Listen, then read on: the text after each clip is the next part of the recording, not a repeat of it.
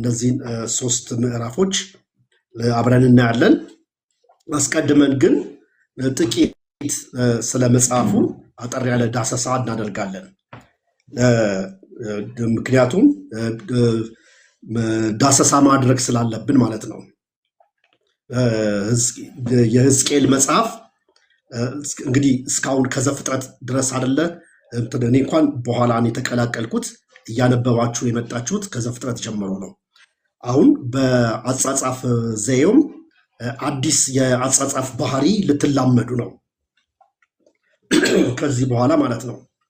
ስለዚህ እዚህም ላይ ያለው የአጻጻፍ ባህሪ ምን እንደሚመስል መልእክቱ ምንድን ነው፣ ዋናው ሐሳብ ምንድን ነው፣ በውስጡ ያለው ስለ መለኮታዊ ሐሳብ ምንድን ነው እና እነዚህና መሰል ነገሮችን አብረን እናያለን ማለት ነው።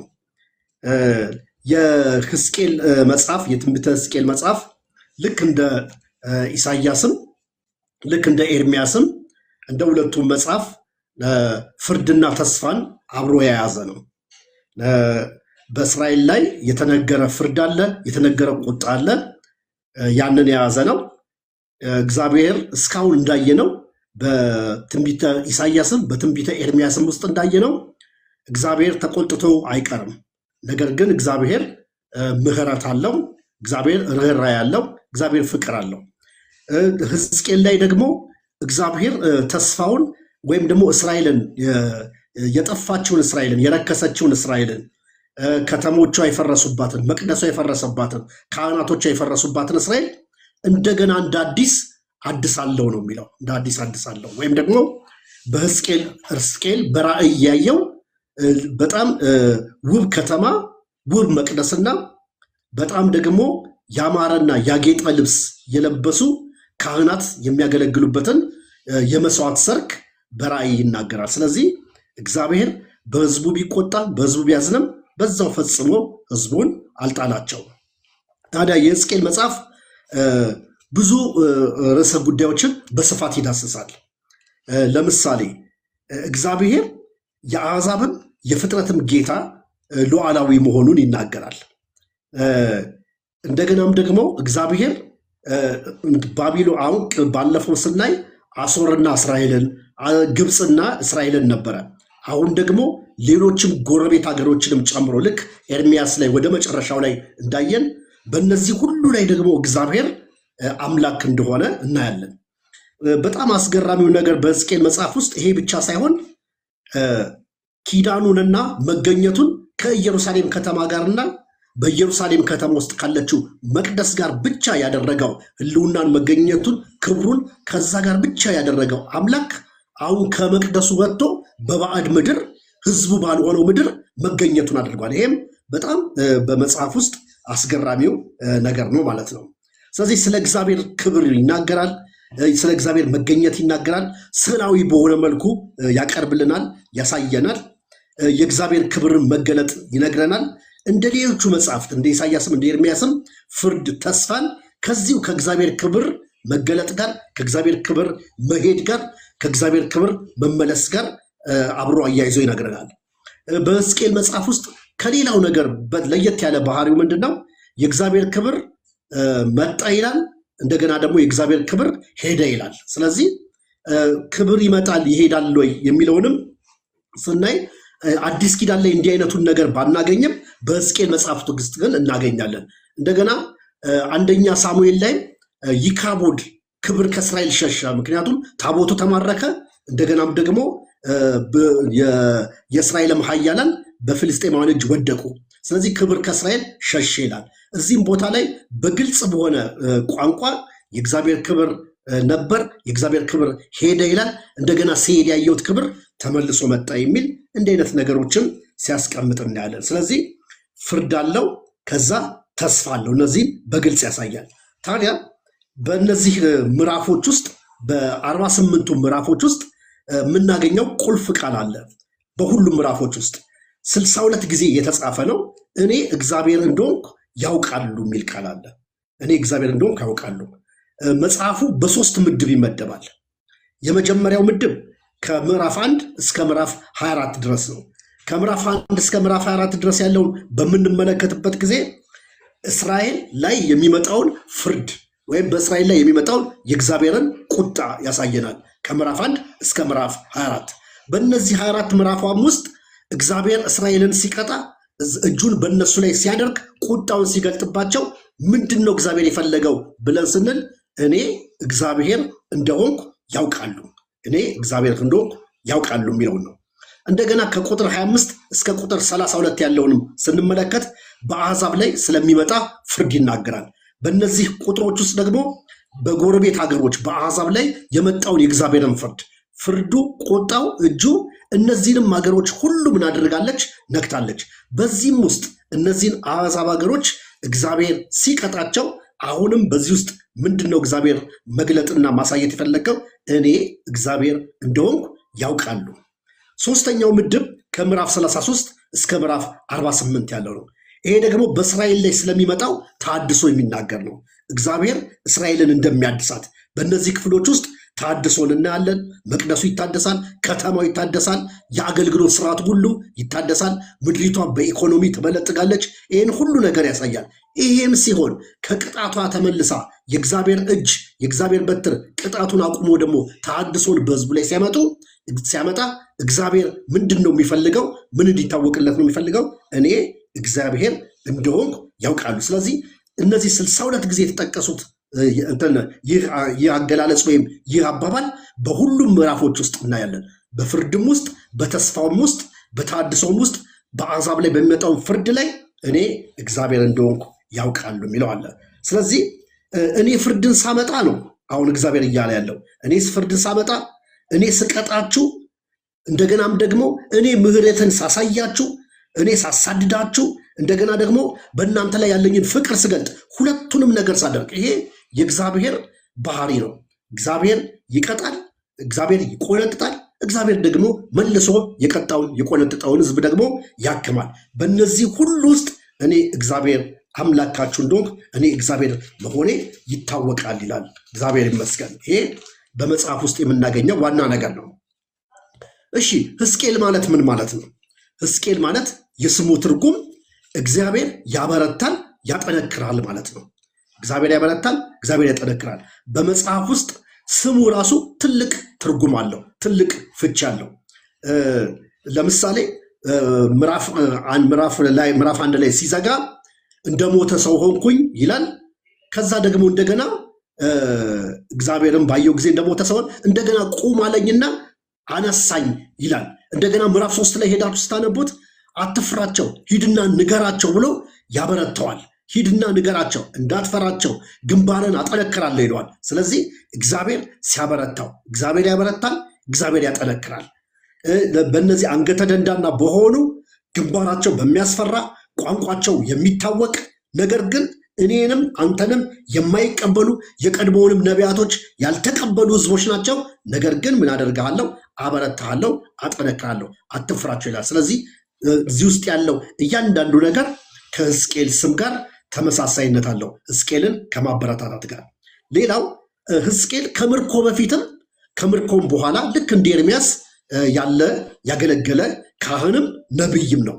ነገር ግን ሕዝቅኤል ከምርኮ በፊት አብዛኞቹ እንደሚስማሙት እድሜው ገና ስላልደረሰ፣ ምናልባትም አንድ ሰው የክህንነትን አገልግሎት የሚቀበለው 30 ዓመት ከሞላው በኋላ ነው።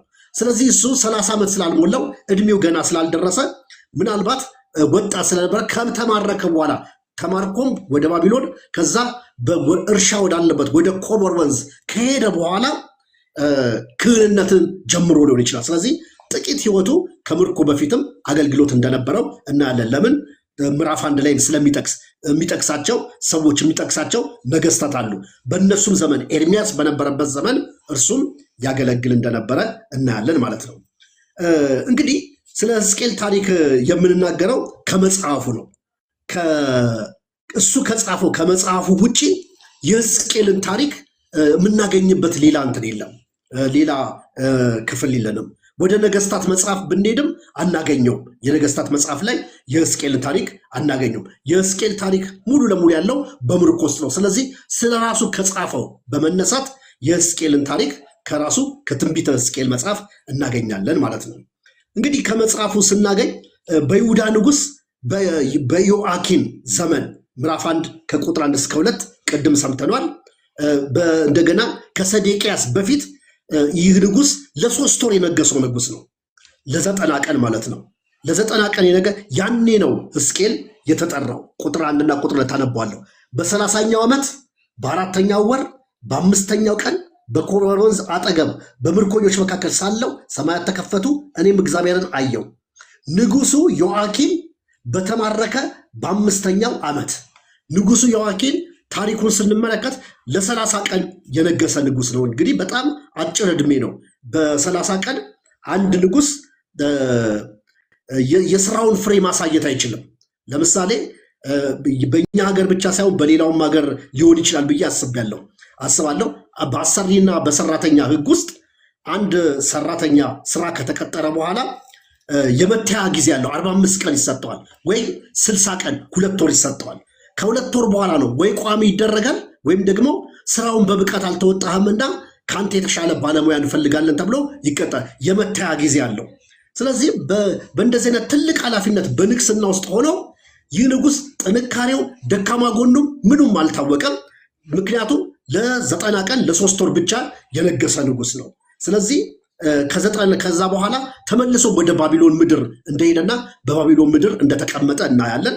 ከታሪክ ግን እንደምንረዳው በባቢሎን ምድርም ሆነው ነገር ግን እግዚአብሔርን የሚያስደስት ህይወት ኖሮት ሳይሆን እንደ አባቶቹ በክፉ መንገድ እንደሄደ እንዲሁ እናያለን ማለት ነው። ከሌሎቹ ከነገስታት ታሪክ ስንመለከት ታዲያ ኢዮአኪን ተመልሶ እንደሚነግስ ትንቢት ተናገሩለት። ተመልሰ ትነግሳለህ፣ ተመልሰ ትመጣለህ፣ ንጉስ ሆነ ትቀጥላለህ ብለው ተናገሩለት። ነገር ግን ይህም ትንቢት አልተፈጸመም። እዛው በባቢሎን ምድር ተከብሮ ኖረ፣ እዛው ኖረ፣ አልተመለሰም ማለት ነው። ስለዚህ ሕዝቅኤል ሌላው እናቱና አባቱን በተመለከተ እናቱም አባቱም ሌዋውያን ናቸው፣ የሕዝቅኤል አባትና እናት። ስለዚህ ሕዝቅኤልም ከሌዋውያን ወገን ነው ማለት ነው። ከሌዋውያን ወገን ነው፣ ካህንም ነበር ማለት ነው። ስለዚህ አባቱም እናቱም ከሌዋውያን ወገን እንደሆኑ እናያለን ማለት ነው። የአገልግሎቱን ዘመን በተመለከተ ልክ እንደ ኤርሚያስ ከምርኮ በፊት ስለ ኃጢአታቸው በመውቀስ ጀመረ። ከምርኮ በኋላ ህዝቡን በማጽናናት ህዝቡን በማበረታታት እንዳገለገለ እናያለን ማለት ነው። ታዲያ የሕዝቅኤልን መጽሐፍ በምንመለከትበት ጊዜ ከምርኮ በኋላ በምን መልኩ ነው ህዝቡን ያጽናናው? እስራኤልን በምን መልኩ ነው ያጽናናው?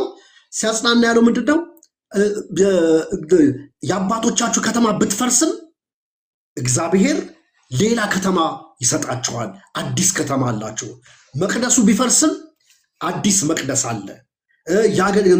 እንደገናም ደግሞ የክህነት አገልግሎቱም ቢበላሽ እንደተበላሸ እናያለን። ከምዕራፍ 8 ጀምሮ እስከ ምዕራፍ 11 ድረስ ስናይ የክህነት አገልግሎቱ እንደተበላሸ ከምርኮ የተረፉት እንኳን ካህናቶች እንደተበላሹና ከእግዚአብሔር ሐሳብ ውጭ እንደወጡ እንደዚህ ቢሆኑም መቅደሱን ቢያበላሹትም መቅደሱን በጣዖት አምልኮ ቢያረክሱትም ነገር ግን የሳዶቅን ልጆች የሚመስሉ ሌሎች ካህናት ደግሞ በጽድቅ በፊቱ የሚያገለግሉ እንደሚነሱ ያሳያል። ስለዚህ የእስራኤልን ልጆች በማበረታታት በምርኮ ውስጥ ያሉትን በምርኮ ውስጥ የደቀቁትን በምርኮ ውስጥ ነገሮች የከበዷቸውን ለማበረታታት አይዟችሁ፣ አዲስ ከተማ አለ፣ እግዚአብሔር የሚሰራት አዲስ ከተማ አለ፣ አዲስ መቅደስ አለ፣ አዲስ ክህነት አለ፣ አዲስ የአገልግሎት ስርዓት አለ። ስለዚህ አይዟችሁ ብሎ ያበረታታቸው እንደነበረ እናያለን ማለት ነው። ሕዝቅኤል መልእክቶቹን በተመለከተ ከቤተ መቅደስ ጋር የተገናኙ ናቸው። ምክንያቱም የካህናት ቤተሰብ ነው። እሱም ካህን ስለሆነ ከመቅደስ ጋር የተገናኘ ነው። ሰፊ የሆነ መንፈሳዊ እና ዓለማዊ እውቀቶች ያካበተ ሰው ነው። እውቀቱን በተመለከተ ሰፊ የሆነ መንፈሳዊ ማለት አንዳንድ እውቀቶቹን እንደው ለመገመት የሚያስቸግር ነው። ለምሳሌ አውሮፕላን በሌለበት ዘመን እንዴት አድርጎ እንደሆነ በጣም እንትን ነው በሚከብድ ሁኔታ ስለ መንኮራኩሩ ሲናገር በጣም አሁን ራሱ ዘመናዊ የሆነው እንትኖች እንኳን አየር ላይ የሚንሳፈፉ ጀቶች አውሮፕላኖች እንደው በቅርብ ጊዜ ካሉ ነው እንጂ አናቅም። ነገር ግን መንኮራኩሮቹን አየሁ ይላል።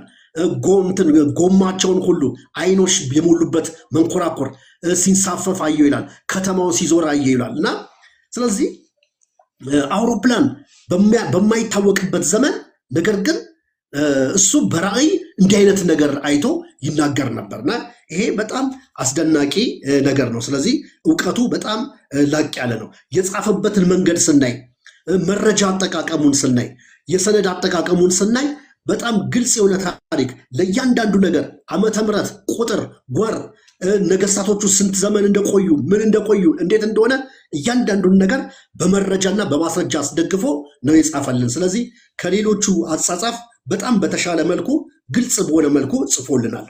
እንደገና ራእዮችን፣ መልእክቶችን ያስቀመጠበት ስዕላዊ አገላለጽ በጣም አስገራሚ ነው። ያጻጻፍ ዘዬው ማለት ነው።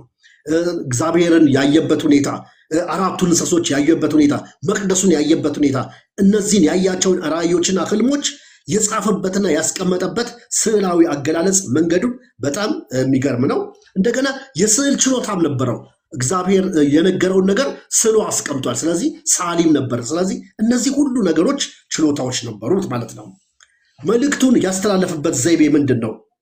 ቅድም እንዳነሳሁት ዓለም አቀፋዊ ጉዳዮችን ይዳስሳል።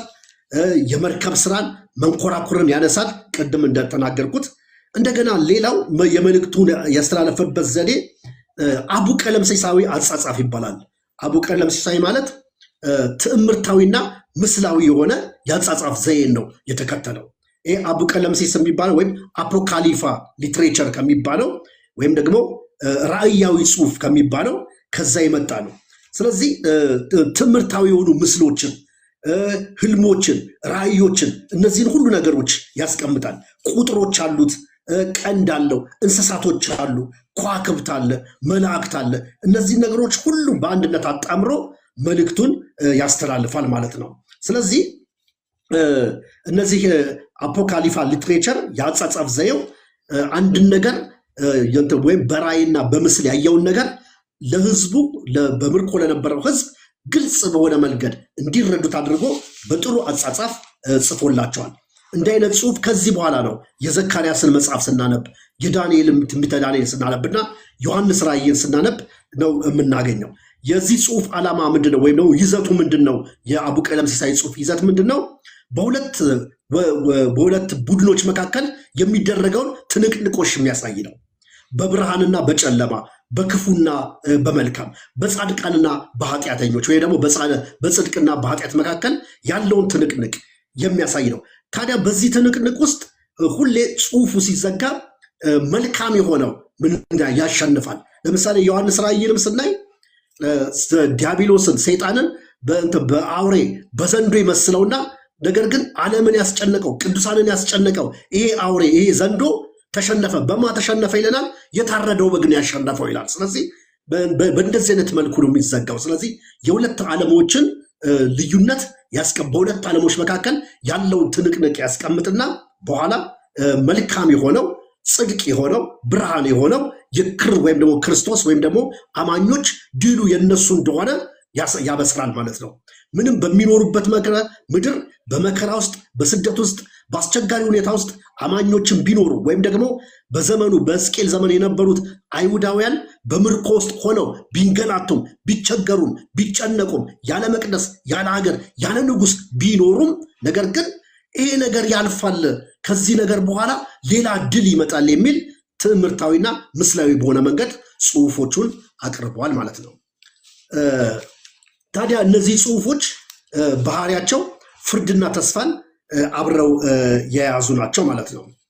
እንግዲህ ምንድን ነው ሌላው ትልቁ ማተኮር ያለብን ነገር በሕዝቅኤል ጽሑፍ ውስጥ አቡ ቀለምሲሳዊ አጻጻፍ ብቻ ሳይሆን እንደ ድራማ የሆነ ነገር ወይም ደግሞ በተግባራዊ ነገር የሚተውናቸው ነገሮች አሉ። እየታዘዘ የሚተውናቸው ነገሮች አሉ። ለምሳሌ ቅድም በተነበበው ቁጥር ላይ ምዕራፍ 3 ቁጥር 2 ላይ ምን የሚል ነገር ዲዳ ትሆናለህ አለው። ከዛ እግዚአብሔር አፉን አለው፣ ዲዳ ሆነ፣ አልተናገረም።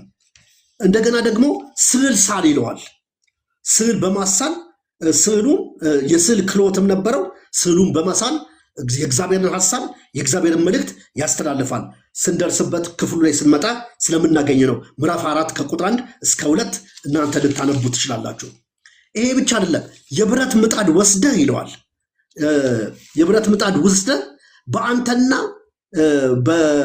በከተማይቱ መሃል አድርጋት ይለዋል። ይሄ ምንድነው? ለእስራኤል ቤት ምልክት ይሆናል። ስለዚህ እንደዛ አድርግ ይለዋል። ምዕራፍ 4 ቁጥር 3 ላይ እሱንም ስንደርስበት እናያለን። እንደገና ምን ይለዋል እግዚአብሔር? በግራ ጎኝ ተኛ ይለዋል። ለ390 ቀን ትተኛለህ ይለዋል። ምዕራፍ 4 ቁጥር 5 ላይ። ስለዚህ ለ390 ቀን እንደው ወጋኝም ብለህ ወይም ደግሞ ብርድም ነው ብለህ ሌላኛውን ጎን መቀየር የለብህም። እነዚህን ቀን ሁሉ በግራ ጎን ብቻ ትተኛለህ አለው።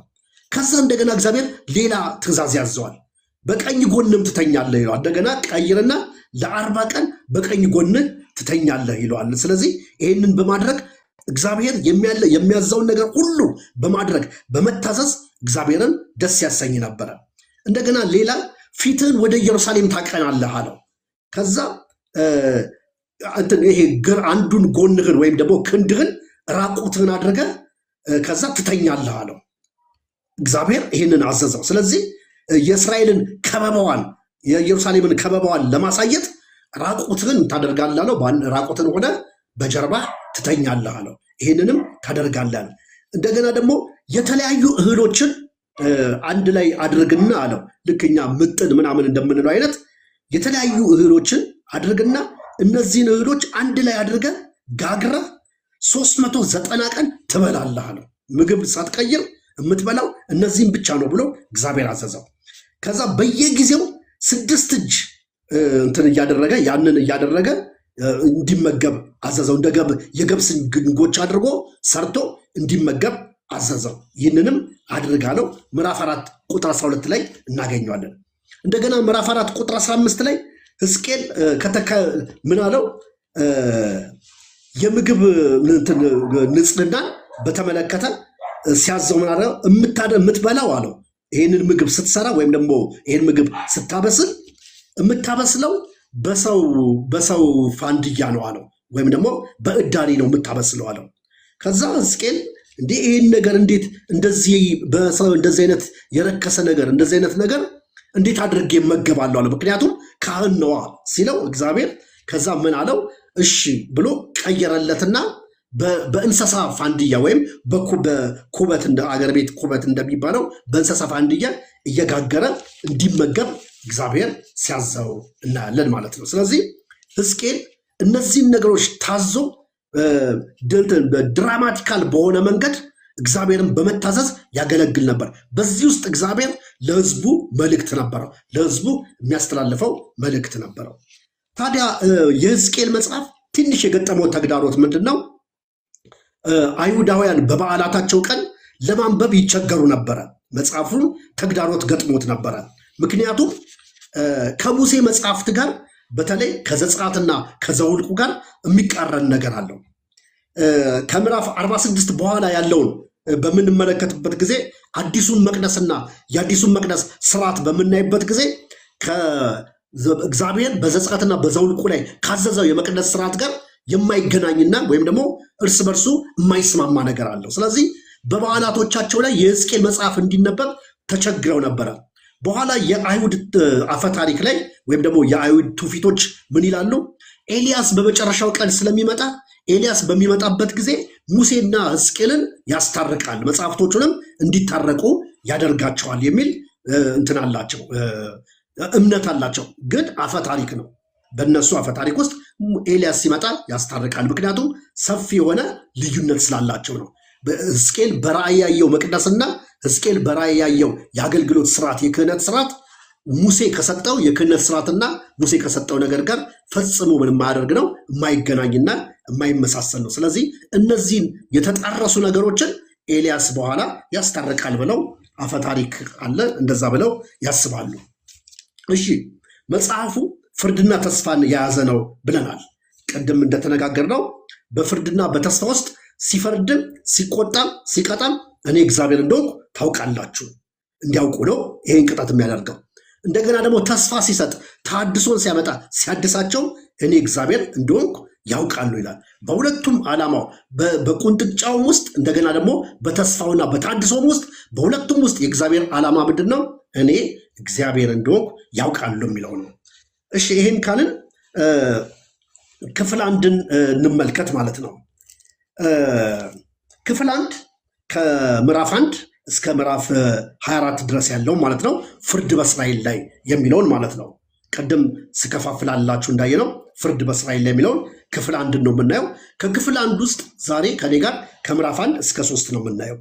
ታዲያ በእነዚህ የመጀመሪያዎቹ ክፍሎች ውስጥ የእግዚአብሔር ክብር ይመጣል። ምዕራፍ 1 ላይ የእግዚአብሔር ክብር መጣ ይላል። ሰማያት ተከፈቱ የእግዚአብሔርንም ክብር አየው ይላል። ከዛ ይህንን ክብር አየ። ታዲያ ይህ ክብር ከመጣ በኋላ ምዕራፍ 8 ላይ ደግሞ ከምዕራፍ 7 እስከ 11 ድረስ ደግሞ ስናነብ ይህ የመጣው የእግዚአብሔር ክብር መቅደሱን ለቆ በሂደት ከዛ ከተማውን ለቆ እያኮበኮበ ሲሄድ አየው ይላል። ከዛ ከምዕራፍ 43 በኋላ ደግሞ መልሶ ይሄው የሄደው ክብር ተመለሰ ይላል።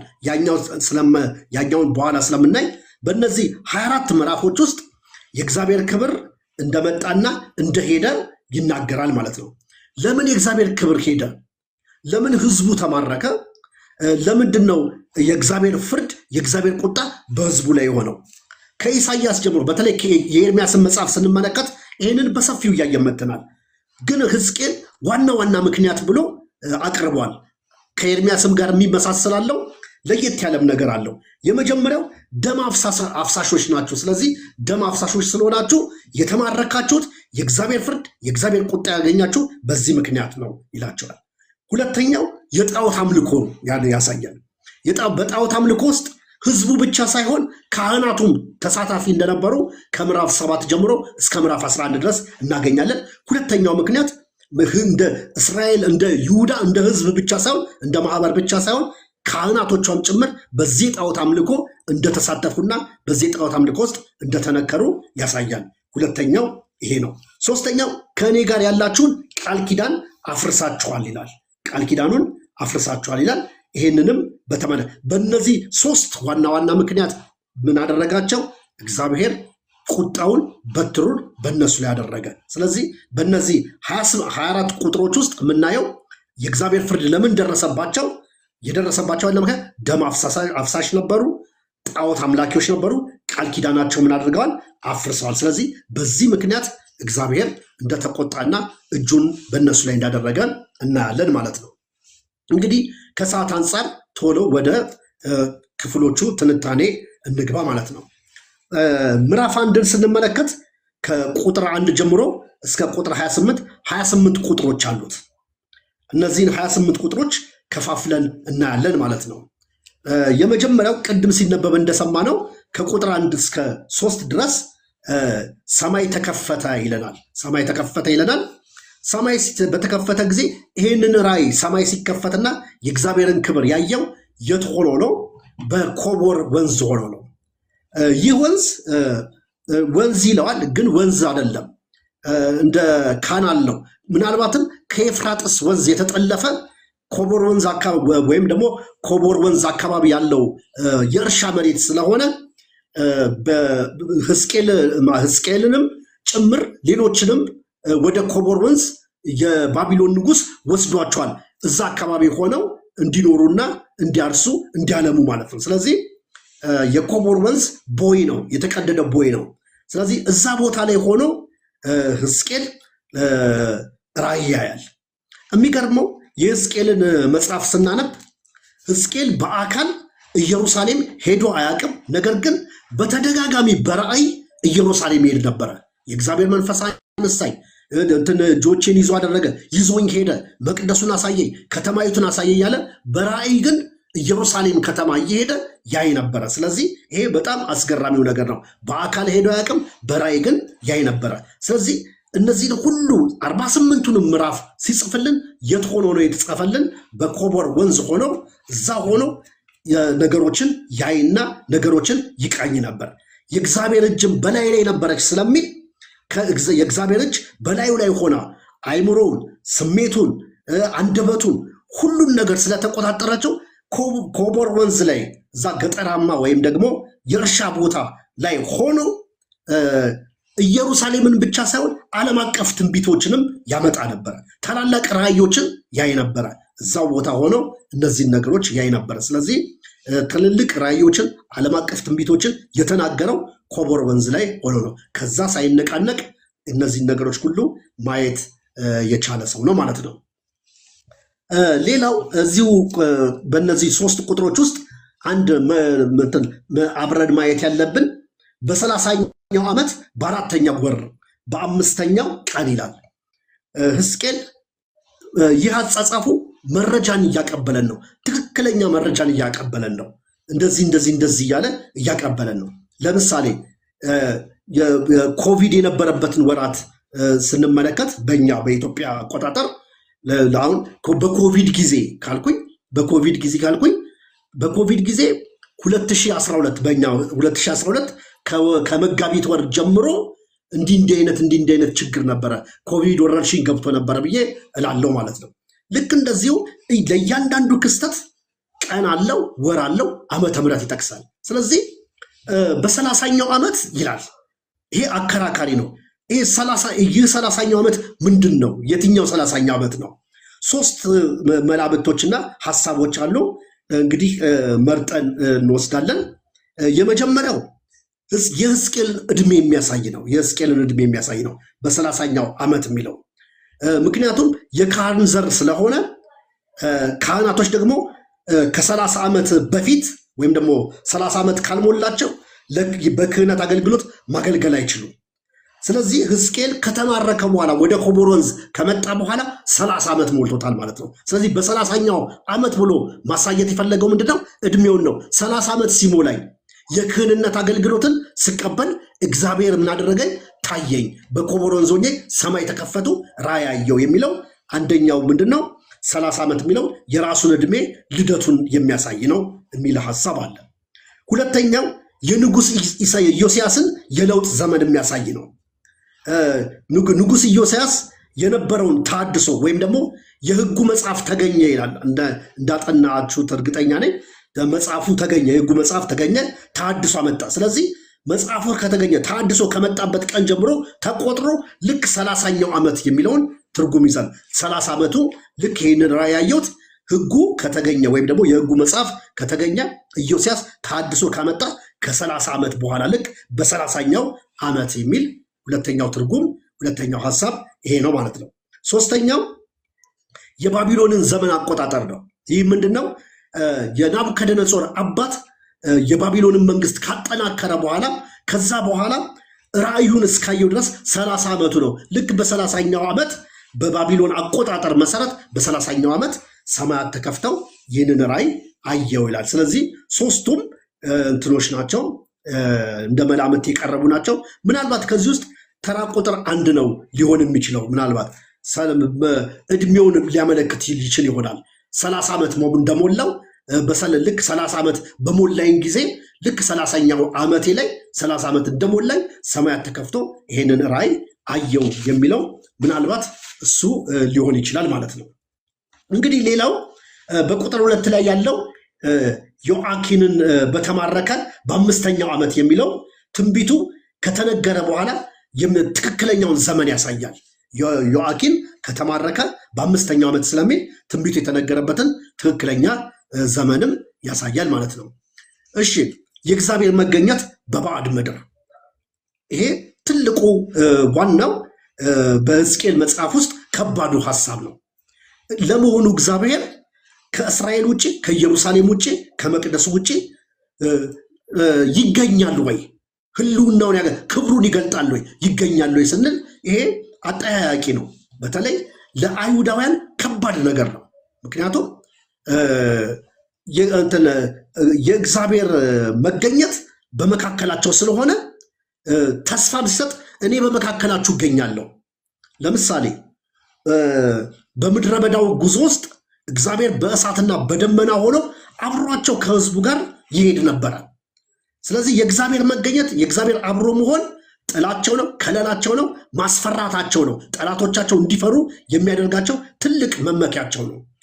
አሁን ከተማቸውን ለቀው መቅደሱን ፈርሶ ከተማው ተቃጥሎ ከፈለሱ በኋላ ወደ ባቢሎን ከሄዱ በኋላ እግዚአብሔር እኔ አልተውኳችሁም፣ ኢየሩሳሌም እያላችሁ ብቻ አይደለሁም አብሬያችሁ አሁንም በባዕድ ምድር ብትሆኑም አልተውኳችሁም የሚል ተስፋ አለው። ስለዚህ እግዚአብሔር በባዕድ ምድር በባቢሎን ምድር ክብሩን ሲገልጥ እናያለን፣ ራሱን ሲገልጥ እናያለን። ሰማይ ተከፈተ፣ ራእይ አየው ይላል፣ የእግዚአብሔርም ቃል ወደ እኔ መጣ ይላል። ስለዚህ በኮቦር ወንዝ መገኘቱ ይሄ በጣም አስደናቂ ነገር ነው።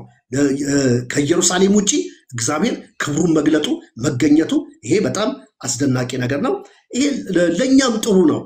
በዚህም ዘመን ላሉ በተለይ ለአንዳንድ ቤተ እምነቶችም በትልቅ ነገር ነው።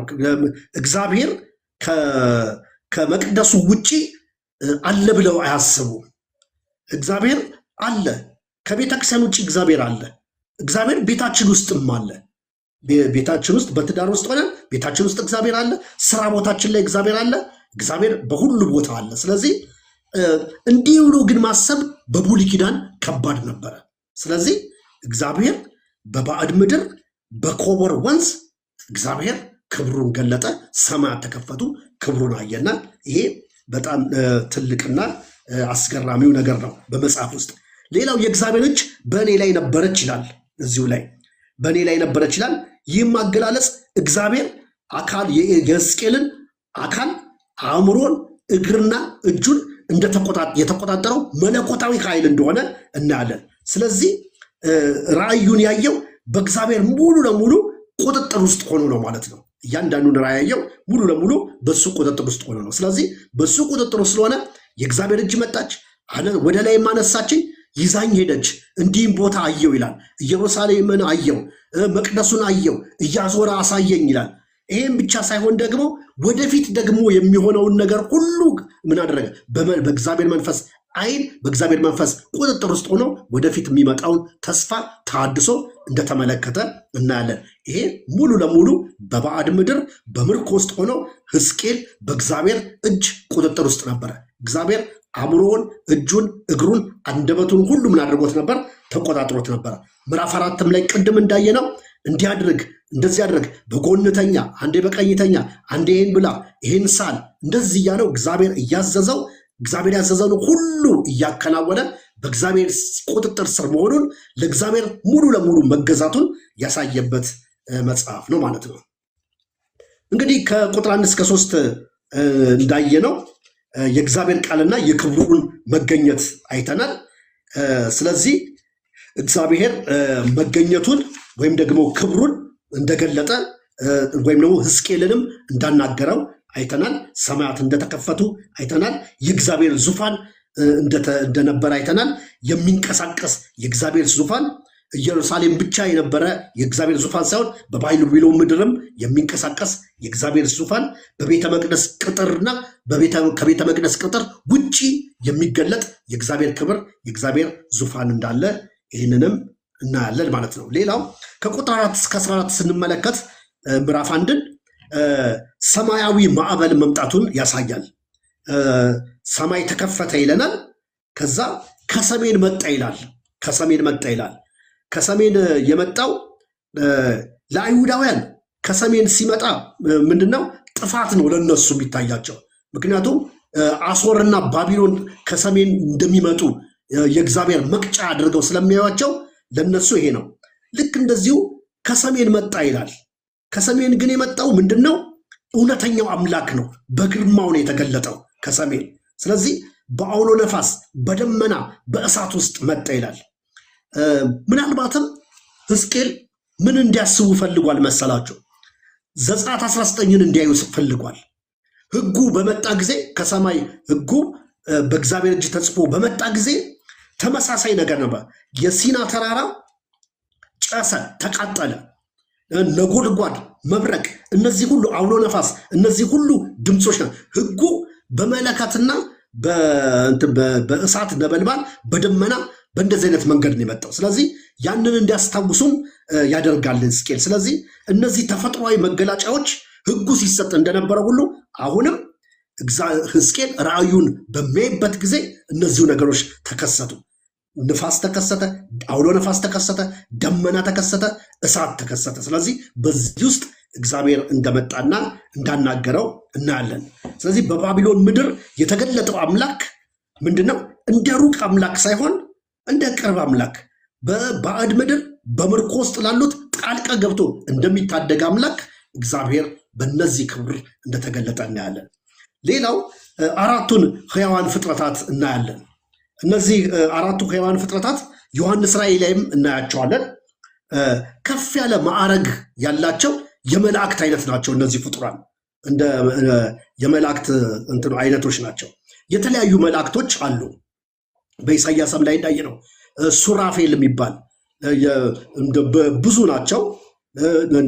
ኪሩቤል እንደ ብርጌድ ናቸው። ኪሩቤል ኪሩብ ለነጠላ ሲሆን ኪሩብ ነው። ኪሩቤል ደግሞ ለብዙ ቁጥር ነው። ስለዚህ እነዚህም አራቱ እንስሶች በዙፋኑ የእግዚአብሔር ዙፋን አካባቢ ያሉ ናቸው። እነዚህ አራቱ እንስሶች እያንዳንዳቸው አራት ፊት አላቸው። የሰው ፊት አላቸው። አንደኛው የሰው ፊት ነው። አንደኛው የአንበሳ ፊት ነው። አንደኛው የንስር ፊት ነው። አንደኛው ደግሞ የላም ፊት ነው። እነዚህ ናቸው። ክንፍ አለው። እንደገናም ደግሞ የሰው ቅርጽ ያለው ነው። ኮቴ ያላቸው፣ እግር አላቸው። ኮቴያቸውም እንደ የጥጃ ኮቴ ይመስላል ይላል ማለት ነው። ስለዚህ እያንዳንዱ የላም የአንበሳና የንስር የሰው ፊት ያላቸው እነዚህ ፍጥነትን፣ ጥንካሬን፣ ማስተዋልን የሚያሳዩ ናቸው እና እነዚህ እያንዳንዱ እንስሳ የመላእክት ዝርያ ናቸው፣ ግን በሁሉም ሙሉ ናቸው። ክንፋቸው የአራቱም እንስሳ እርስ በርስ የተያያዘ ነው። ወደሚፈልጉበት በፍጥረት መብረር የሚችሉ ናቸው። ወደ ሰሜንም፣ ወደ ምስራቅም፣ ወደ ምዕራብም፣ ወደ ደቡብም ክንፋቸው እርስ በርስ ስለተያያዘ መብረር የሚችሉ ናቸው። ይሄን በራእይ ያየው አስገራሚው የመላእክት መገለጥ ነው ማለት ነው። እነዚህ ፍጥሯን የእግዚአብሔር መንፈስ ወደፈለገው መሪነት እግዚአብሔር ወደሚመራው መሪነት ወይም ደግሞ እግዚአብሔር ወደሚፈልግ ቦታ የሚንቀሳቀሱ ናቸው። ስለዚህ ፈጣን ናቸው። እግዚአብሔር ለፍርድም ለቅጣትም እንደገና ደግሞ የእግዚአብሔርን ቅድስናም የእግዚአብሔርን ሁሉንም ነገር የሚያሳዩ ናቸው። እንዲሁ በተለምዶ ራእይ ላይ ያለውንም በመውሰድ ይህንንም በአራቱ ወንጌላት ይመስሏቸዋል። ነገር ግን ይሄ ትክክለኛ ትርጉም አይደለም። የሰው ፊት ያለውን ሉቃስ ወንጌል ነው የሰው ልጅ ስለሚል፣ እንደገና ደግሞ የንስር መልክ ያለውን ዮሐንስ ወንጌል ነው የእግዚአብሔር ልጅነቱን የሚያሳይ ነው የሚል ነው። ከዛ የላም መልክ ያለውን ደግሞ ማርቆስ ወንጌል ነው አገልጋይነትን የሚያሳይ ነው። የአንበሳ ደግሞ መልክ ያለው ማቴዎስ ወንጌል ነው ንጉስነቱን የሚያሳይ። ይሄ በተለምዶ ያለ ፍቺ ነው እንጂ ሕዝቅኤል ይህንን እያሰበ አይደለም ያደረገው። ወንጌላትን እያሰበ አይደለም ይህን የተናገረው። እሱ ራሱ ይህንን ባየ ጊዜ ደንግጧል። እንደሞተ ሰው ነው የሆነው። ምክንያቱም ሰማያት ተከፍቶ ያየው ነገር ነው። ስለዚህ እነዚህ እንስሳቶች ግን ምንድናቸው? እርስ በርሳቸው የተያያዙ ወደ ፈለገው አቅጣጫ የሚሄዱ የሚበሩ የእግዚአብሔርን ፍርድ፣ የእግዚአብሔርን ቅጣት፣ የእግዚአብሔርን ቅድስና፣ ፍጥነትን እንደገናም ደግሞ ሁሉ እነዚህ ነገሮች ሁሉ በሕዝቅኤል ውስጥ የምናያቸውን ነገሮች ሁሉ የሚያመለክቱና የሚያሳዩ ናቸው ማለት ነው። ከቁጥር 15 እስከ 25 ደግሞ ስንመለከት የሚንቀሳቀሰውን መንኮራኩር ምስጢር ነው የሚያሳየው። መንኮራኩሮቹን ቁጥር 16 ላይ ወደ የትኛው አቅጣጫ መጓጓዣ ናቸው። እግዚአብሔር መገኘቱ ወሰን የለውም። ስለዚህ መንኮራኩሮቹ ወደ ፈለገው አቅጣጫ እግዚአብሔር የሚንቀሳቀስባቸው ናቸው። እነዚህ ሁሉ ትዕምርታዊ ነገር እንጂ የሆነ መንኮራኩር አይደለም እና ትምህርታዊ ነው፣ ግን የእግዚአብሔርን ክብር የእግዚአብሔርን መገኘት የሚያመላክቱና የሚያሳዩ ናቸው። ቁጥር 18 ላይ ልክ እንደዚሁ የመንኮራኩሩ ጎማዎች በዓይን የተሞሉ ናቸው ይላል። ይሄም እግዚአብሔር ሁሉን ነገር እንደሚያይና ሁሉን አዋቂ እንደሆነ፣ በባቢሎን ምድር ውስጥም ደግሞ የሚንከራተቱት እነዚህ አይሁዳውያን በእግዚአብሔር እይታ ውስጥ እንደሆኑ እግዚአብሔር እንደሚመለከታቸው እንደሚያያቸው የሚያሳይ ነው ማለት ነው። ከቁጥር 19 እስከ 21 ያለውን ስንመለከት እነዚሁ ሕያዋን ፍጥረታት ምንድነው? ፍጥረታቶቹ ሲቆሙ ይቆማሉ፣ እንደገና ሲሄድ ይሄዳሉ። አብረው ነው የሚከተሉት ማለት ነው። የእግዚአብሔርን ነገር አብረው ነው ሲቆም የሚቆሙ፣ መንኮራኩሩ ሲቆም ይቆማሉ፣ ሲሄድ ደግሞ አብረው ይሄዳሉ። ከቁጥር 22 እስከ 25 ያለውን ስንመለከት እንደገና ሌላ ከነዚህ ፍጥረታት በተጨማሪ ከመንኮራኩሩም በተጨማሪ ሌላ ጠፈር ይናገራል። ስለ ጠፈር ይናገራል ማለት ነው። ይህም አስፈሪ በረዶ ነው ይለዋል። አስፈሪ በረዶ ነው ይላል። ቁጥር 22 ላይ ፍጥረታቱን እንደገና ደግሞ እነዚህን ያያቸውን እንትኖች ከነሱ እንደገና ባለፈ እነዚህን ፍጥረታቶች እንዳየን እናያለን። ቁጥር 26 እና 28 ላይ ስናይ እንደገና እንደ ሰንፔር ድንጋይ ያለ ዙፋን አየሁ ይላል። ስለዚህ መገለጡን ሲያይ እየጨመረ ነው። መጀመሪያ አራቱን እንስሳት አየ። አራቱን እንስሳትን ከማየት በፊት ንፋስ፣ አውሎ ነፋስ፣ እሳት፣ መብረቅ እነዚህን አየ። ከዛ አራቱን እንስሶች አየ። ከዛ መንኮራኩር አይን የሞሉበትን ጎማዎች ያሉትን መንኮራኩር አየ። ከዛ ደግሞ እንደ በረዶ ነጭ የሆነን ጠፈር አየ። ከዛ በኋላ ደግሞ እንደ ሰምፔር ወይም ደግሞ ሙሉ ለሙሉ ሰምፔር የሚለው ይሄ ሳፋየር የሚባለው ማዕድን ነው። ሰማያዊ የሆነ ነው። ሙሉ ለሙሉ ዙፋኑ ሰማያዊ የሆነ ዙፋን አየ። ይሄ የመገለጡን ደረጃ የሚያሳይ ነው። ስለዚህ እግዚአብሔር አይኖቹ፣ እግዚአብሔር ልቡ፣ እግዚአብሔር ስራው በህዝቡ ላይ እንደሆነ እግዚአብሔር በቅርበት ፍርድንም ታድሶንም በማምጣት ከህዝቡ ጋር እንደሆነ የሚያሳይ ነው ማለት ነው። ስለዚህ ይሄ የሚንቀሳቀስ እሳትና መለኮታዊ ነገር ወይም ደግሞ መለኮታዊ ክብር ስንመለከት እነዚህን ነገሮች ሁሉ ስናይ የተገለጡትን ነገሮች ሁሉ ስናይ የሚያስተምረንና የሚያሳየን ነገር ምንድን ነው? እግዚአብሔር በህዝቡ መካከል እንደሆነ በባዕድ ምድር ሆነው ወይም ደግሞ ያለ ሀገራቸው ሆነው እግዚአብሔር ያሉበትን ሁኔታ እንደሚከታተል እግዚአብሔር አይኖቹ በእነሱ ላይ እንደሆነ እግዚአብሔር በዚህ ፍርድ ውስጥ ብቻ ሊያስቀምጣቸው ሳይሆን እግዚአብሔር መልሶ ደግሞ ተሐድሶን ሊያመጣላቸው ተስፋ ሊሰጣቸው እንደሚችል ከህዝቡ ጋር ያለውን ቀረቤታ ለማሳየት በባዕድ ምድር በኮቦር ወንዝ እግዚአብሔር በትልቅ በትምህርታዊና ምስላዊ በሆነ መልኩ ለሕዝቅኤል ተገለጠለት ማለት ነው። ቁጥር 28 ላይ ቀስተ ደመና አየው ይላል። ይሄ ምዕራፉን የዘጋበት ነው። ቀስተ ደመናው ምንድነው?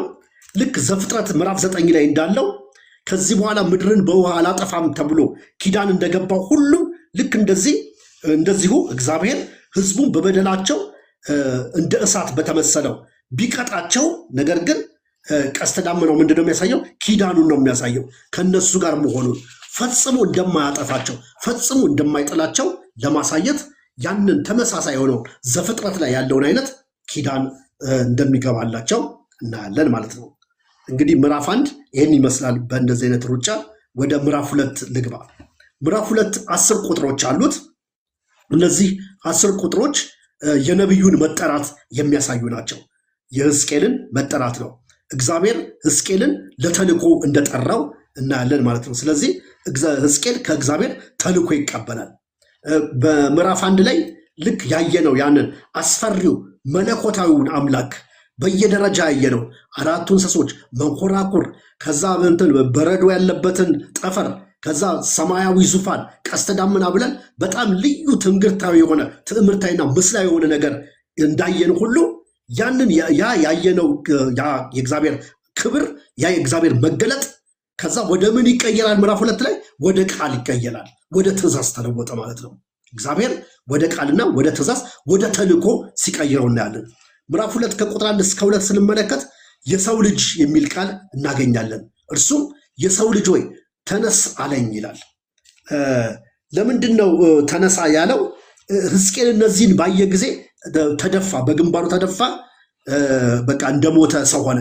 ባየሁትም ጊዜ ይላል ምዕራፍ 1 ቁጥር 28 ላይ በግንባሬ የተደፋው የአንድ ተናጋሪ ድምፅን ሰማሁ ይላል። ከዛ ምዕራፍ 2 ላይ ምንድነው የሚለው? እርሱም የሰው ልጅ ሆይ ተነስ አለው። አሁን ተነስ፣ ካየኸው ራእይ የተነሳ ካየኸው ነገር የተነሳ ደንግጠ በግንባር ተደፍተሃል። አሁን ምን አድርግ? ተነስና ተልኮ ተቀበል ይለዋል። ወደ ቃል ወደ ንግግር ተቀየረ፣ ወደ ተልኮ ተቀየረ። የእግዚአብሔር መገለጥ ወደ ተግባርና ወደ ተልኮ ሲቀየር እናያለን። ተነስ ሲለው እናያለን። ስለዚህ በምዕራፍ 1 ላይ ያየውን ነገር እንደገና ምን አደረገው? ተነስ ቁም አለው። ተልኮን ለመቀበል እንዲዘጋጅ የሚያደርገውን ያንን ነገር ያሳያል ማለት ነው። ማነሳሻውን ያሳያል። ተነስ ቁም የሚለው በተናገረኝም ጊዜ መንፈስ ገባብኝ፣ የሚናገረኝንም ሰማው፣ መንፈስም ገባብኝ፣ ቆምኩኝ ይላል እና ስለዚህ እንደገና ተነሳው፣ እንደገና ቆምኩ፣ መንፈስ ገባብኝ፣ ጠነከርኩ። ሕዝቅኤል የተነሳው ጠንክሮ የቆመው በራሱ ሳይሆን በማን ነው? በእግዚአብሔር ነው። ከስሙም ጋር የሚያያዝ ነው። ቅድም እንዳነሳው ሕዝቅኤል ማለት እግዚአብሔር ያበረታል፣ እግዚአብሔር ያጠነክራል ማለት ነው። ስለዚህ አሁንም የሰው ልጅ ሆይ ተነስ ቁም ሲለው ቆመ። ተልኮን ለመቀበል ቆመ፣ ተነሳ። እግዚአብሔር አበረታው፣ እግዚአብሔር ደገፈው፣ እግዚአብሔር በመንፈሱ ምን አደረገው? አጠነከረው ማለት ነው። ስለዚህ ይሄንን ያሳያል። ከቁጥር 3 እስከ 7 ስናይ ተልኮን ተቀበለ። ተልኮን ሲቀበል በእነዚህ ቁጥሮች ውስጥ ወደ አመፀብኝ ህዝብ ልካለሁ አለው። እስራኤልን ህዝቤ ሳይሆን አመፀኛ ህዝብ ይለዋል። እዚህ አመፀኛ ቤት ስለሆኑ ይለዋል። እስራኤልን አመፀኛ ቤት ናቸው። ስለዚህ ወደ እነሱ ነው ምልክ። ፊታቸው ልባቸው ወደ ደነደነ ወደ እነሱ ነው ምልክ። ስለዚህ ምንም ቢነገራቸው አይሰሙም። ግን አንተ ብቻ ተናገር፣ ያዘዝኩን ነገር ተናገር፣ ንገራቸው፣ ቢሰሙህም ባይሰሙህም ንገራቸው ብሎ እግዚአብሔር ያዘዋል። ስለዚህ እግዚአብሔር ይህንን ያንተ ኃላፊነት መናገር ብቻ ነው። መለወጥ ያንተ ኃላፊነት አይደለም፣ የኔ ነው። ሰሙህም አልሰሙህም ንገራቸው። አትፍራ፣ ተነስ፣ ቁም፣ በእግር ሂድና ለነዚህ ለአመፀኛ ቤት ንገራቸው ብሎ እግዚአብሔር ይህንን ነገር ሲያዘው እንመለከታለን። ታዲያ ሲያዘው ምንድን ነው መንገር የነበረበት? ምን ብሎ ነው የሚነግረው ስንል ከቁጥር 8 እስከ 10 የምናገኘው ነገር አለ። የመጽሐፍ ጥቅልል ሰጠው። የመጽሐፍ ጥቅልሉን በላው። የመጽሐፍ ጥቅልሉን በበላ ጊዜ መረረው። አፉን ክፈት አለው። ብላ ተባለ፣ በላ፣ መረረው። ለምን? መጽሐፉ ራሱ ምንድን ነው መልእክቱ? ሐዘን፣ ዋይታ፣ ፍርድ ነበረበት ይላል። ይሄ ደግሞ ነው በቃ እንዲመገበው እንዲናገር የታዘዘው ነው። የተሰጠውን ብቻ እንዲናገር ነው የተገደደው። ስለዚህ የተሰጠውን እንዲናገር ስለሆነ ከምዕራፍ 1 ጀምሮ እስከ ምዕራፍ 24 ድረስ ምንድን ነው ብለናል? በእስራኤል ላይ የተነገረ ፍርድ ነው ብለናል። ስለዚህ ብላ፣ ይሄንን መጽሐፍ ብላ፣ አሁን ልልክህ ነው። ምልክህ ወደ አመፀኛ ቤት ነው፣ ወደ አመፀኛ ህዝብ ነው። ቋንቋቸውን ወደምታቀው ያንተንም ቋንቋ የእነሱንም ቋንቋ ወደምታቀው ህዝብ ነው ምልክህ። እነዚህ ደግሞ ልባቸውም ግንባራቸውም የደነደነ ነው። ላይሰሙ ይችላሉ። ነገር ግን አትፍራ፣ ተናገር፣ ዝም እንዳትል ተናገር ብሎ መጽሐፉን ብላ አለው። አሁንም ትምህርታዊና ምስላዊ በሆነ መንገድ መጽሐፉን በላው። መጽሐፉ ምንድን ነው? ሐዘን፣ ዋይታና ፍርድ የሞላበት ነው። አፉን ከፈተ፣ ብላ ተባለ፣ በላ። የተሰጠውን ብቻ እንዲናገር ተነገረው። ከዛ በላ። ይሄም ፍርድን አመላካች ነው ማለት ነው። ስለዚህ ብላ ተብሎ ከበላ በኋላ መረረኝ አለ። የሚመር ነው። ስለዚህ ንግግሩም ደግሞ ምንድን ነው ማለት ነው? የሚመር ነው ንግግሩ። ፍርድ ነው። የእግዚአብሔርን ቁጣ፣ የእግዚአብሔርን ተግሳጽ፣ የእግዚአብሔርን ሐዘዝ ነው ለህዝቡ የሚናገረው። ስለዚህ ያንን ያመለክታል ማለት ነው። ከዛ ምዕራፍ 3 ቁጥር 1 ላይ ግን ስንመጣ አሁንም ሌላ መጽሐፍ ብላ ተባለ። እንደዛ ነው። እርሱም የሰው ልጅ ሆይ በፊት ያለውን ብላ አለው። ይህንን ጥቅልል መጽሐፍ ብላና ሄደ ለእስራኤል ቤት ተናገር አለኝ። ስለዚህ አፌን ከፈትኩ፣ እርሱም መጽሐፉን አጎረሰኝ። እርሱም የሰው ልጅ ሆይ እኔ የምሰጥን ይህንን ጥቅል መጽሐፍ ብላ፣ ሆድህንም ሙላ አለኝ። እኔም በላሁት፣ በአፌም ውስጥ እንደማር ጣፈጠኝ። ሁለተኛው ደግሞ የመጽሐፍ ጥቅልል የሚጣፍጥ ነው። የመጀመሪያው የሚመር ነው። ሐዘን፣ ሞት ያለበት ነው። ፍርድ ያለበት ነው። ሐዘን ያለበት ነው። መራራ ነው። መራራ ስለሆነ መልእክትን እንዳትቀይር ሂድና ንገራቸው። ይህንን አመፀኛ ቤት ሰሙም አልሰሙም ንገራቸው። ፍርድ ነው፣ ቁጣ ነው፣ ንገራቸው አለው። ከዛ ነገረው። ሁለተኛ መጽሐፍ ተሰጠው። ምዕራፍ 3 ቁጥር 1 ላይ ሁለተኛውን መጽሐፍ በላ። ጥቅልሉን መጽሐፍ ወሰደ፣ በላ። ምዕራፍ 3 ላይ ከዛ አስተላልፍ ተባለ። እንደ ማር ጣፈጠኝ አለ። ምዕራፍ 2 ቁጥር 10 ላይ መራራ ነበር፣ ዋይታ ነበር፣ ለቅሶ ነበር የሞላበት። ስለዚህ እሱ ምንን ያሳያል? አንደኛውን የሕዝቅኤልን መልእክት ክፍል ያሳያል። ፍርድን የሚያሳይ ነው። አንደኛው መጽሐፍ፣ አንደኛው መልእክት ሕዝቅኤል የተቀበለው ተልእኮ ወይም ደግሞ ሕዝቅኤል የተቀበለው የትንቢት መልእክት ምንድን ነው? ፍርድ የሞላበት ነው። ሐዘን የሞላበት ነው። መራራ ነው። እግዚአብሔር ግን ሁሌ ይህንን አይናገርም። መልሶ ደግሞ እግዚአብሔር ምን አደረገው? ሌላ መጽሐፍ እንዲበላ አለ። እሱንም ስበላው ምን አደረገ? ጣፈጠኝ አለ። ምዕራፍ 2 ላይ ምዕራፍ 3 ላይ እንዳየነው ጣፈጠኝ። ስለዚህ ጣፈጠኝ በላው አለ። ይሄ ደግሞ ተስፋውን የሚያሳይ ነው። ስለዚህ የእግዚአብሔር መልእክት በሕዝቅኤል መጽሐፍ ውስጥ ፍርድና ተስፋ ነው። መራራ ሐዘን፣ ሞትና እንደገና ደግሞ ነው የሚጣፍጥ በረከት ተሐድሶ የሞላበት እና አዲስ አገልግሎት፣ አዲስ መቅደስ፣ አዲስ ከተማ ተስፋ የተሰጠበት ነው። ስለዚህ እነዚህን ሁለቱን ነገሮች እንዲናገር ፍርድና ተስፋውን እንዲናገር ተልእኮን የተቀበለ የእግዚአብሔር ባሪያ ወይም ደግሞ የሰው ልጅ ነው። ስለዚህ እግዚአብሔር ዋናው ነገር በፍርድም በሚናገርበት ጊዜ መራራውንና ለቅሶ የሞላበትንም በሚናገርበት ጊዜ ምን እንዲታወቅለት ይፈልጋል? እኔ እግዚአብሔር አምላካቸው እንደሆንኩ እንዲያውቁ ነው። ሁሉም እንዲያውቅ። ተስፋውንም ሲናገር ተስፋውና በረከቱን ብቻ ሳይው አይደለም፣ በተስፋም ውስጥ በበረከቱም ውስጥ እኔ እግዚአብሔር አምላካቸው እንደሆንኩ እኔ እግዚአብሔር አምላክ መሆኔን እንዲያውቁ ነው። በሁለቱም ውስጥ ይህ እንዲታወቅ ነው የምፈልገው ብሎ እግዚአብሔር ይህንን ነገር ሲናገር እናያለን። ከቁጥር 4 እስከ 15 ምዕራፍ 3 ላይ ስንመለከት ተልእኮአዊ ቋንቋን ይናገራል። ይሄም ወደማይታወቅ ህዝብ ሳይሆን ምልክ ወደሚታወቅ ህዝብ ነው፣ ቋንቋውን ወደሚያውቅ ህዝብ ነው ብሎ ንጽጽር ያስቀምጥለታል እግዚአብሔር ለሕዝቅኤል። እነዚህ ንገራቸው ምልህ ልባቸው የደነደነ ግንባራቸው እንደ ቡላድ ድንጋይ ወይም እንደ ባልጮት የጠነከረው ሂድና ንገራቸው እንዳትፈራ፣ ያንተን ድንጋይ ከነሱ ግንባር በላይ እንደ አልማዝ ድንጋይ አጠነክራለሁ። ንገራቸው። ቋንቋህን ያውቃሉ፣ ቋንቋቸውን ታውቃለህ፣ ግን አይሰሙ ቢሆንም ንገራቸው። እኔማ ወደ ቋንቋቸው ወደማይታወቅ ህዝብ ልኬ ቢሆን እነሱ ይሰሙሃል ብሏል። ታዲያ ሕዝቅኤል ምናልባት መጽሐፉን ስናነብ የትኛውን እናስታውሳለን ስንል የነነዌን ታሪክ እንድናስታውስ የሚጋብዝም ይመስላል። ምናልባት ወደ እሱ እያጋበዘን ነው። ዮናስ ንገር ተብሎ አልነግርም ብሎ ያደረገውን ነገር እናያለን። ዮናስ እንዲነገር አልፈለገም ለነነዌ። ነነዌ እንዲቀጡ ነነዌ ማለት ነነዌ የአሶር ዋና ከተማ ናት። አሶር እንድትቀጣ ፈልጓል ዮናስ።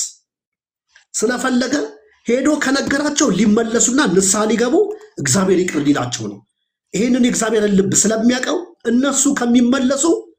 እነሱ ከሚመለሱና ከሞት ከሚተርፉ ከጥፋት ከሚተርፉ እኔ ብጠፋ ይሻላል ብሎ ሌላኛውን አቅጣጫ ይዞ ወደ ተርሴስ በመርከብ ተሳፍሮ ሄደ።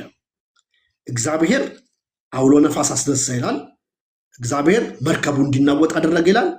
ከዛ ዮናስ እቃቸውን ሲጥሉ አትጣሉ፣ እኔ ነኝ ዋናው ጥፋተኛ እኔ ነኝ፣ እኔን አንስታችሁን ጣሉኝ አለ። ይሄ ማለት ራሱን ቢያጠፋ እንደ ልክ ሶሳይድ እንደማድረግ እኮ ነው። ግደሉኝ ብሎ እንዲገሉት እጁን አሳልፎ ሰጠ። ከዛ እውነትም ሲጥሉት መርከቡ ጸጥ አለ። እግዚአብሔር አሳ ነባሪ አዘጋጀ። አሳ ነባሪ ሆዱ 3 ቀን ቆየ። በመርከብ መልእክት አልናገርም ብሎ ወደ ተርሴስ የኮበለለውን በአሳ ነባሪ በመርከብ የሸሸውን በአሳ ነባሪ መልሶ አሳፍሮ ነነዌ ምድር ላይ ተፋው፣ ተናገረ። ህዝቡ ከትንሽ እስከ ትልቅ ድረስ ምን አደረጉ? ጾሙ፣ ንስሐ ገቡ። በ3 ቀን እግዚአብሔር አወረ። እግዚአብሔር ከሚያመጣው ቁጣና ጥፋት እግዚአብሔር ተመለሰ።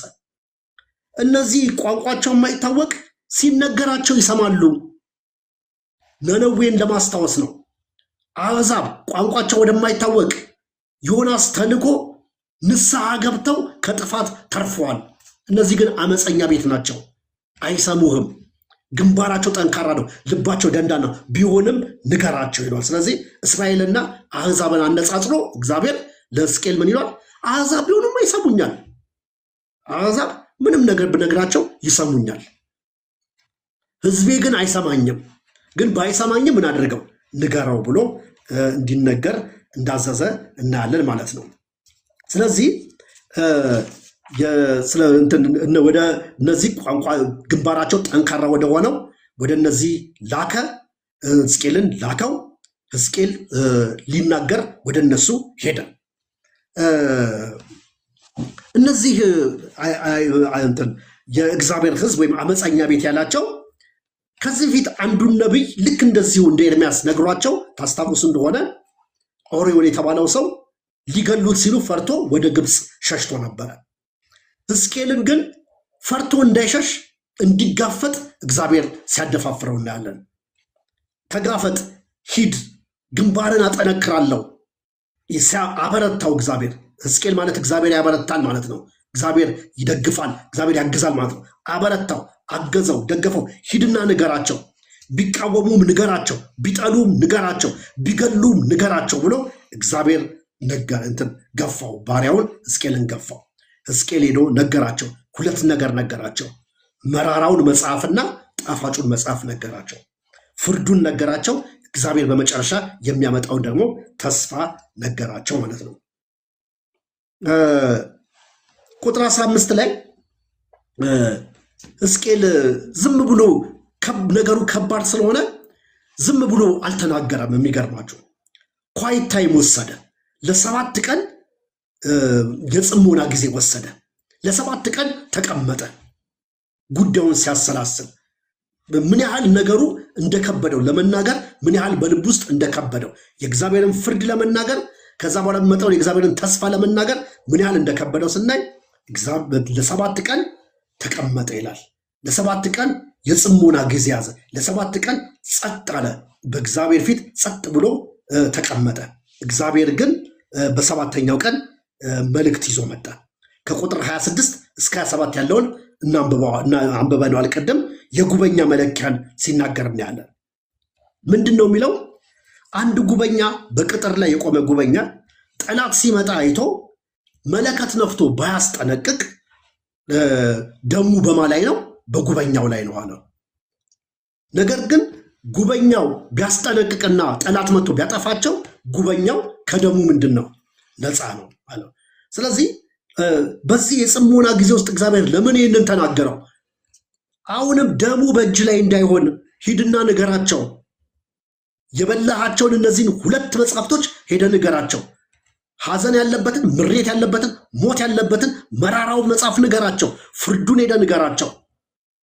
ባትነግራቸው ደሙ ባንተ ላይ ነው ብሎ የጉበኛን ኃላፊነትና የነብዩን ድርሻ ነብዩ ለሕዝቡ መስጠት ያለበትን ማስጠንቀቂያ ይነግረዋል። ንገራቸው፣ ካልነገርክ ደሙ በእጅ ላይ ነው። ተስፋውንም ንገራቸው፣ ጣፋጩንም መጽሐፍ ንገራቸው፣ ሁለቱንም ንገራቸው። ካልሰሙ አልሰማም ካሉ አንተ ከደሙ ንጹህ ነህ። አልናገርም ካልክስ ደሙ በአንተ ላይ ነው ብሎ ይነግረዋል ማለት ነው። ስለዚህ የነብዩ ድርሻ ሕዝቡን ማስጠንቀቅ ነው፣ መለወጥ አይደለም።